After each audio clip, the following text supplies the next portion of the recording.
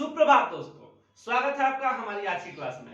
जैसा कि आप सभी जानते हैं, हमारे इस चैनल पे बिहार में आयोजित होने वाले सभी परीक्षाओं के लिए अति महत्वपूर्ण वीडियो डाले जा रहे हैं। चाहे वो एग्जाम बीपीएससी हो, बिहार दरोगा हो, सचिवालय सहायक हो या बिहार में जितनी भी परीक्षाएं आयोजित होती हैं, उसके लिए हमारे इस चैनल पे डाले गए सभी वीडियो आपके लिए अति महत्वपूर्ण है। ये वीडियो भी उसी श्रृंखला का वीडियो है। तो आइए आते हैं हम लोग अपने आज के पहले सवाल पे। हमारा आज का पहला सवाल है, बिहार में स्थित किस बिजली संयंत्र को स्वर्ण शक्ति अवार्ड से सम्मानित किया गया? तो बात हो रही है स्वर्ण शक्ति अवार्ड की और बिजली संयंत्र की, तो वो बिजली संयंत्र है कहलगांव बिजली संयंत्र। कहलगांव बिजली संयंत्र, कहलगांव बिजली संयंत्र आपको बता दें कि ये भागलपुर में स्थित है। कहाँ स्थित है? भागलपुर। कहाँ स्थित है? भागलपुर। भागलपुर में कहलगांव बिजली संयंत्र स्थित है। आपको बता दें कि इसकी जो आधारशिला है वो 1984 में रखी गई थी। कब रखी गई थी? 1984 में। इसकी आधारशिला 1984 में रखी गई थी और 1992 में मतलब 210 यूनिट की जो पहली यूनिट का जो संचालन है ना, वो शुरू किया गया था। कितने यूनिट का? 210 यूनिट का। और जब इसकी आधारशिला 1984 में रखी गई थी, तो उस समय हमारे बिहार के तत्कालीन मुख्यमंत्री सीएम जो थे वो चंद्रशेखर सिंह थे। कौन था? चंद्रशेखर सिंह थे। तो ये हो गया था। अब आपको बता दें कि ये भागलपुर के बारे में हम लोग तो बहुत बार मतलब बात किए हैं। जैसे विक्रमशिला डॉल्फिन अभयारण्य वो भागलपुर में है। विक्रमशिला विश्वविद्यालय वो भी भागलपुर में स्थित है। आपको बता दें कटिहार और भागलपुर के बीच से होकर गंगा नदी निकल जाती है बिहार से बाहर। और बता दें आपको, जैसे ये बिजली संयंत्र की बात हो रही है, तो कहलगांव बिजली संयंत्र ये भागलपुर में है। और एक और बिजली संयंत्र है जिसका नाम है Nabinagar super thermal power plant. Nabinagar super thermal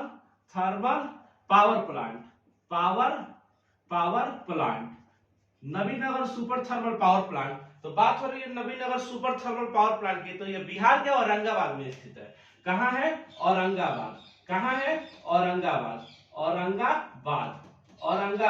तो ये बिहार के औरंगाबाद में स्थित है। ठीक है। उसके बाद से हम आपको बता दें, जब बात हो गई औरंगाबाद की, तो भारत में दो जगह है जो मतलब औरंगाबाद के नाम से जाना जाता है। एक तो बिहार का है जिला औरंगाबाद, दूसरा महाराष्ट्र में था औरंगाबाद। तो महाराष्ट्र में था, अभी उसका नाम बदल के भोसले नगर कर दिया गया है। अब बात हो रही है महाराष्ट्र की, तो महाराष्ट्र में मतलब दो जगह है। इसको हम रब करते हैं, थोड़ा कुछ और लिखना था हमको।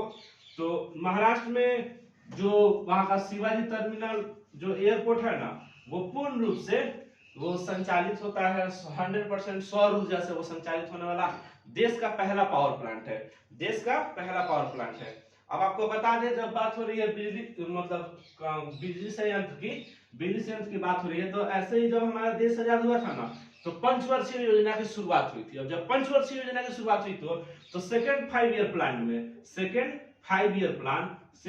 ईयर प्लान से दूसरी पंचवर्षीय योजना में उसमें क्या हुआ था कि जो उसकी अवधि थी वो 56 से 61 थी। और उसमें 3 लौह इस्पात जिसकी स्थापना हुई थी राउरकेला, भिलाई और दुर्गापुर। क्या था? राउरकेला,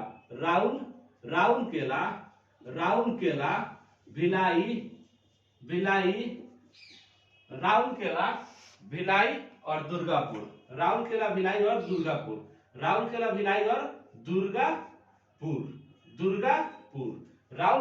और दुर्गापुर लौह इस्पात की जो है वो मतलब हुई थी स्थापना। ये तो हो गया सेकंड 5 ईयर प्लान में। और एक थर्ड 5 ईयर प्लान था। थर्ड 5 ईयर प्लान, इसमें जो होता बोकारो जो स्टील प्लांट है ना, बोकारो स्टील प्लांट, उसकी स्थापना हुई थी। तो जो इसका कार्यकाल था वो 1961 से 66 बोकारो स्टील प्लांट इसकी स्थापना हुई थी। तो ये सेकंड मतलब थर्ड 5 ईयर प्लान में था। ये इंपॉर्टेंट क्वेश्चन है, पूछ देता है कि सेकंड 5 ईयर प्लान में किस मतलब लौह इस्पात की स्थापना हुई थी, और बोकारो स्टील प्लांट था ये मतलब किस मतलब 5 ईयर प्लान में इसकी मतलब स्थापना हुई थी। आते हैं हम लोग अपने अगले सवाल की तरफ। हमारा अगला सवाल है, किसे मेजर ध्यानचंद खेल रत्न पुरस्कार 2022 देने की घोषणा हुई है? तो बात हो रही है मेजर ध्यानचंद खेल रत्न पुरस्कार 2022। आपको बता दें कि ये जो खेल रत्न पुरस्कार है, मेजर ध्यानचंद खेल रत्न पुरस्कार, ये खेल में सर्वोच्च पुरस्कार है। और खेल में अब सर्वोच्च पुरस्कार वो उसको मतलब दिया जाता है, जो मेजर ध्यानचंद पुरस्कार दिया जाता है, तो वो देने की घोषणा हुई है शरद कमल को। शरद कमल आपको बता दें ये टेबल टेनिस के प्लेयर हैं, और ये जो है मतलब भारत में चेन्नई तमिलनाडु के निवासी है। कहाँ के निवासी है? चेन्नई, चेन्नई के निवासी है, तमिलनाडु, चेन्नई तमिलनाडु के निवासी। और आपको बता दें हाल ही के दिनों में जो 22वां कॉमनवेल्थ गेम हमारा बर्किंघम में हुआ था, 22वां कॉमनवेल्थ बर्किंघम में हुआ था, उसमें इन्होंने गोल्ड मेडल जीता है। उसमें इन्होंने क्या जीता है? गोल्ड, गोल्ड, गोल्ड, उसमें इन्होंने गोल्ड जीता है। और आपको बता दें जो शरद कमल है, इन्होंने जो 22वां कॉमनवेल्थ है उसमें गोल्डन हैट्रिक लगाई है, मतलब 3 गोल्ड मेडल जीता है, एक मिक्स डबल में जीता है, एक सिंगल में जीता।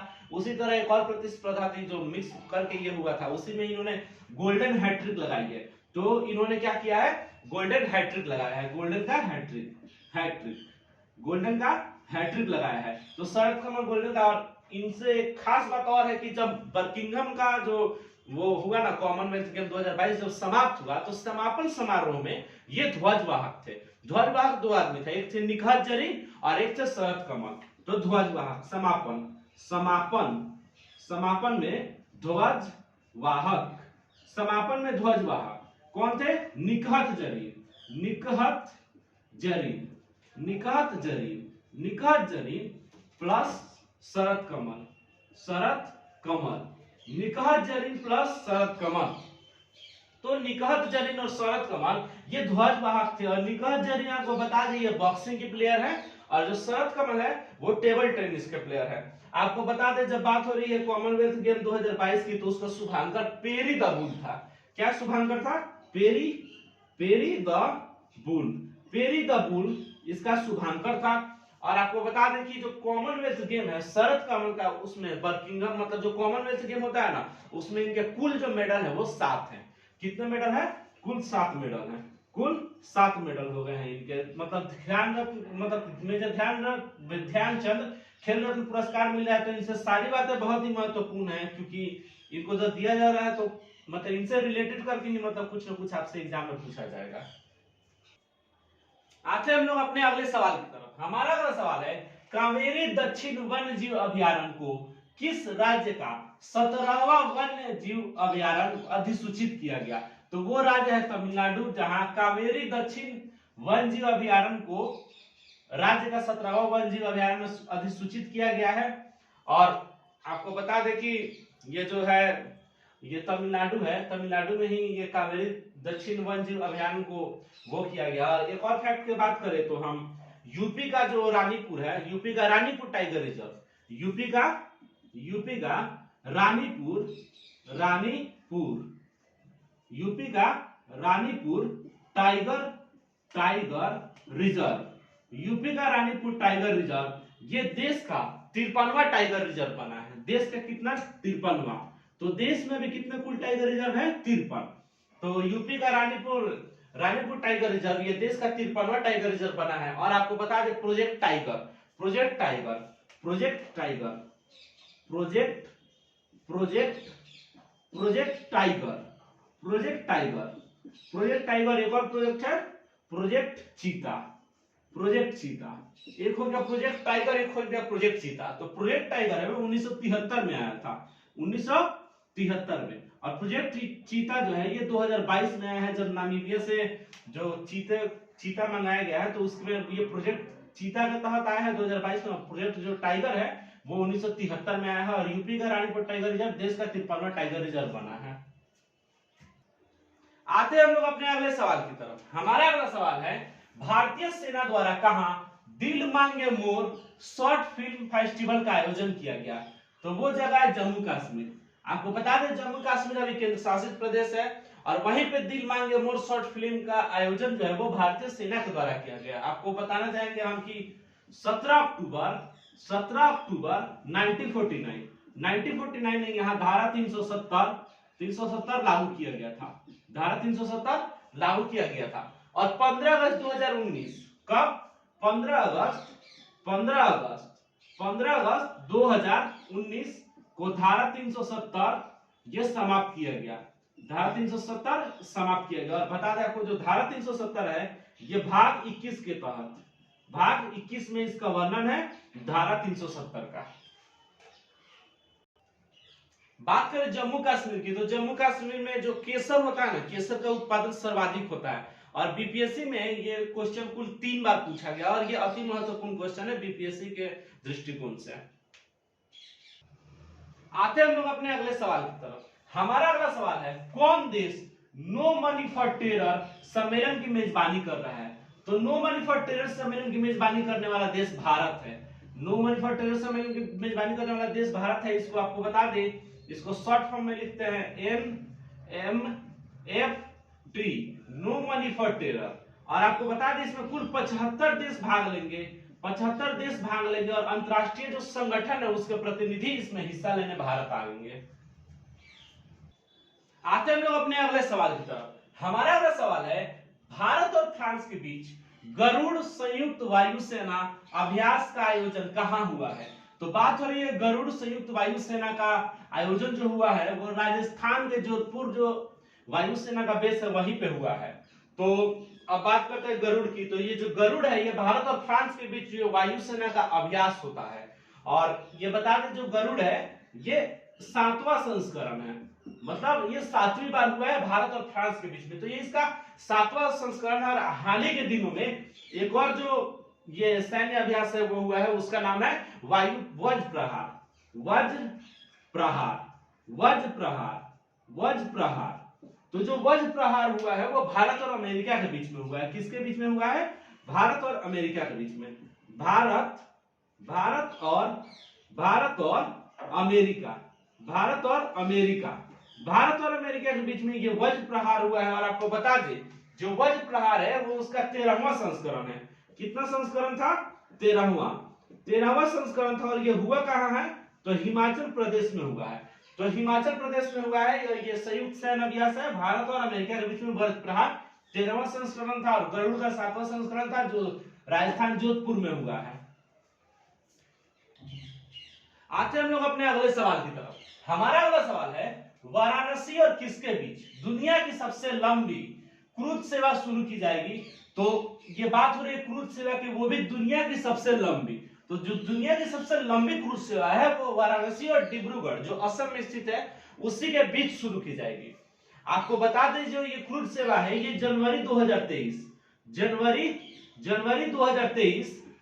2023 से शुरू होगी। और वाराणसी से होते हुए बिहार से फिर पश्चिम बंगाल से बांग्लादेश से होते हुए असम के डिब्रूगढ़ में ये पहुंचेगी। और जो ये कुल जर्नी है इसकी जो मतलब कुल यात्रा जो तय करेगा ना वो 4000 किलोमीटर की दूरी तय की जाएगी, 4000 किलोमीटर की दूरी की जाएगी तय। और ये जो क्रूज सेवा है इसका मतलब जो जब ये वाराणसी से निकलेगी और जो डिब्रूगढ़ पहुंचेगी ये 50 दिनों की मतलब यात्रा है। कितने दिनों की? 50 दिन, 50 दिनों की यात्रा है, 50 दिनों की यात्रा है। और आपको बता दें कि जब ये वाराणसी से निकलेगी तो गंगा विलास क्रूज इसका नाम है, गंगा विलास क्रूज, गंगा विलास क्रूज इसका नाम है। और जब ये निकलेगी वाराणसी से तो बक्सर से गुजरते हुए 8वें दिन ये पटना पहुंचेगी। 8वें दिन ये पटना पहुंचेगी, 8वें दिन पटना पहुंचेगी। आपको बता दें कि ये एक नई पहल है जो हमारे भारत में शुरू हुई है, स्पेशली हमारे बिहार के लिए भी नई है जो क्रूज सेवा का शुभारंभ हुआ है। और ये शुभारंभ हुआ है तो दुनिया का सबसे जो लंबा होता है ना उसी का शुभारंभ हुआ है। तो जनवरी 2023 से ये शुरू हो जाएगा, 4000 किलोमीटर का इसमें डिस्टेंस तय किया जाएगा, 50 दिनों की यात्रा होगी, गंगा विलास क्रूज इसका नाम है। और 8वें दिन ये पटना पहुंचेगी। आते हम लोग अपने अगले सवाल की तरफ। हमारा अगला सवाल है, अमूर फाल्कन महोत्सव का आयोजन कहां किया गया है? तो इसका आयोजन मणिपुर में किया गया। आपको बता दें जो अमूर फाल्कन है ये बाज की प्रजाति है। किसकी प्रजाति है? बाज की प्रजाति है, बाज की प्रजाति है। और आपको बता दें कि जो बाजो ये अमूर फाल्कन ये बाज की प्रजाति और इसी के संरक्षण के लिए इस महोत्सव का आयोजन किया जाता है और मणिपुर में किया जाता है। और इस महोत्सव की स्टार्ट हुई है वो मतलब महोत्सव 2015 से मनाना शुरू किया गया है। और मणिपुर के बारे में एक और बता दें जो जदयू है ना, जो बिहार की पार्टी है जदयू, जदयू, जदयू को जो राष्ट्रीय मतलब जो राज्य पार्टी होता है ना उसका दर्जा मिला है। जदयू को राज्य पार्टी, राज्य पार्टी, जदयू को राज्य पार्टी का दर्जा मिला है। और मणिपुर के बारे में एक और बात है, यहाँ का काला चावल, काला चावल, काला चावल, काला चावल जो है ये जीआई टैग प्रदान किया गया है जो मणिपुर का है। और मणिपुर जो है इसकी जो राज्य है इसकी राजधानी इम्फाल है। क्या है? इम्फाल। आते हम लोग अपने अगले सवाल की तरफ। हमारा अगला सवाल है, नताशा पीरक मुरर किस देश की पहली महिला राष्ट्रपति चुनी गई? तो ये पहली महिला राष्ट्रपति है किसी देश की, इसीलिए सबसे ज्यादा इंपॉर्टेंट है। तो ये स्लोवेनिया की पहली महिला राष्ट्रपति है नताशा पीरक मुसर, नताशा पीरक मुसर। और आपको बता दें जो ये स्लोवेनिया है ये मध्य यूरोप का देश है। कि कहां का देश है? मध्य यूरोप, मध्य यूरोप, मध्य यूरोप का देश है, मध्य यूरोप का देश है स्लोवेनिया। और ये स्लोवेनिया है इसकी जो राजधानी है लुब्लियान है। क्या है? लुब्लियान, लुब्लियान, ल्यूब्लियान, ल्यूब्लियान है। ये जो है स्लोवेनिया है इसकी राजधानी और पहली महिला राष्ट्रपति है, इसीलिए ये इंपॉर्टेंट है। तो ये हमारे आज के वीडियो का आखिरी सवाल था। और आपको बता दें कि हमारा जो संस्थान है पिक द फाइट, इसके माध्यम से 68वीं बीपीएससी के लिए लड़कियों के लिए निःशुल्क बैच चलाया जा रहा है और लड़कों के लिए बहुत ही कम फीस में चलाया जा रहा है। स्पेशली 68वीं बीपीएससी को देखते हुए हमारा ये टारगेट है। और हमारे इस चैनल पे जितने भी वीडियो डाले जाएंगे वो बिहार में जितने भी एग्जाम होंगे ना उसके लिए अति महत्वपूर्ण होंगे। धन्यवाद।